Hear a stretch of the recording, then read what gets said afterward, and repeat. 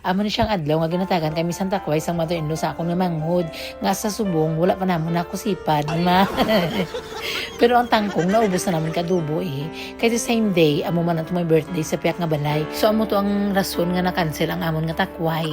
Kaya tinamit itong ilang nga handa, may ara sila nga sanabawan nga tiil, may isda sila nga sinugba, may ara sila isda nga kinilaw, kag nga damo pa man O nagdala-dala lang kunyari kami isang cake para imbitahon man kami muhiya man ta ha. Sa muna nga gabi nga nagpa-rew-rew diri sa street, ang mga pamilya nga initi amo ni silang mga kababata ginamon. Upod ginamon halin sa mga kabataan ba kami.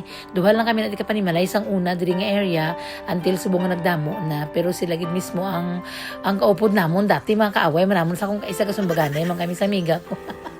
Tumabalay-balay bila kami sa una nga naugot-ugot ba ko sayaw. Aga plaster na yung tiil ko, pag plaster ng tiil ko nga sure na ko nga madalagan ako. Sumagon ko dahil sa likod, madalagan ako dahil puli dayon goodbye earth na Pag agamiga man kami gapon, nasa sumumiga man kami gapon, kung di umigahon batuhon ko man.